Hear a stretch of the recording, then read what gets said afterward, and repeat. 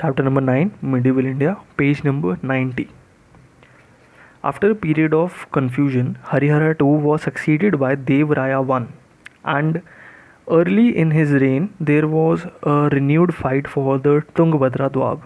He was defeated by the Bahmani ruler Firoz Shah, and he had to pay 10 lakhs of huns and poles and elephants as indemnity.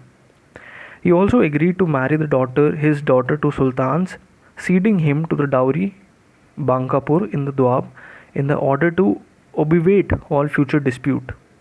The marriage was celebrated with great pomp and shadow. When Firoz Shah Bahmani arrived Vijayanagar for the marriage, Devraya came out of the city and met him with great pomp. From the gate of the city to the palace, which was a distance of 10 kilometers, the road was spread with clothes of gold, velvet, satin, and other rich stuffs. The two monarchs rode on horsebacks together from the center of the city square. The relations of the Devaraya joined the cavalcade, marching on foot before the two kings. The festivities lasted 3 days. This was not the first political marriage of its type in South India. Earlier, the ruler of Kerala in Gondwana had married his daughter to Firoz Shah Bahmani in order to effect peace. It is said that this princess was the favorite queen of Firoz. However, these marriages could not by themselves bring about peace. The question of the Krishna Godavari basin led to a renewed conflict between Vijayanagar, the Bahmani kingdom, and Odisha. Following the confusion in the Reddy kingdom, Devraya entered into an alliance with Warangal for partitioning the kingdom between them. Warangal's defection from side of the Bahmani kingdom changed the balance of power in the Deccan. Devraya was able to inflict a shattering defeat on Firoz Shah Bahmani and annexed the entire territory up to the Krishna river. Devraya I did not neglect the arts of peace. He constructed a dam across the Tungabhadra so that he could bring the canals into the city to relieve the shortage of water. It irrigated the neighboring fields also, for we are told that the canals increased the revenues by 350,000 per dos. He also built a dam on the river Haridra for irrigation purposes. After some confusion, Devraya II, 1425 to 1446, who is considered the greatest ruler of the dynasty, ascended the throne at Vijayanagar. In order to strengthen his army, he inducted more Muslims in his army.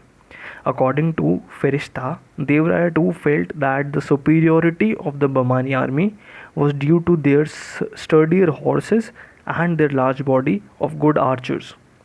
He therefore enlisted 2,000 Muslims, gave them jagirs, and commended all his Hindu soldiers and officers to learn the art of archery from them. The employment of Muslims in the Vijayanagar army was not new, for Devraya I is said to have kept 10,000 Muslims in his army.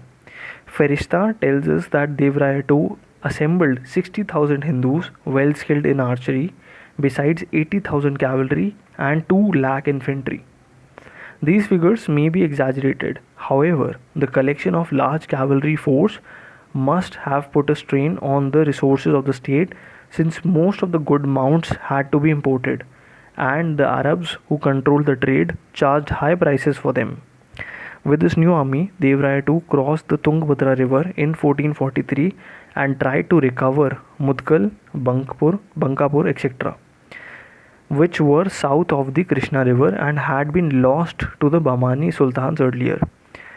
3 hard battles were fought, but in the end, the two sides had to agree to existing frontiers. Nunes, a Portuguese writer of the 16th century, tells us that the kings of Kulion, Sri Lanka, Pulikat, Pegu, and Tenasserim in Burma and Malay paid tribute to Devraya II. It is doubtful whether the Vijayanagar rulers were powerful enough on the sea to extract regular tribute from Pegu and Tenasserim. Perhaps what was meant for the rulers of these countries were in contact with Vijayanagar and had sent presents to secure its goodwill. Sri Lanka, however, had been invaded a number of times. This could not have been attained without a strong navy. Under the series of capable rulers, Vijayanagar emerged as the most powerful and wealthy state in the south during the first half of the 15th century. The Italian traveller Niccolo Conti, who visited Vijayanagar in 1420, had left us a graphic account of it. He says, the circumference of the city is 60 miles. Its walls carried up to the mountains and includes the valleys at their foot. In the city, there are estimated to be 90,000 men fit to bear arms. Their king is more powerful than all the other kings in India. Firishta also says, the princes of the house of Bahmani maintained their superiority by valor only. For in power, wealth, and the extent of the country, the Rayas of Vijayanagar greatly exceeded them.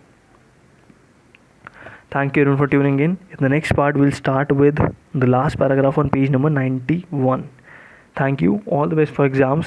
Do share and subscribe the channel and watch the videos that are present here. Thank you and all the best.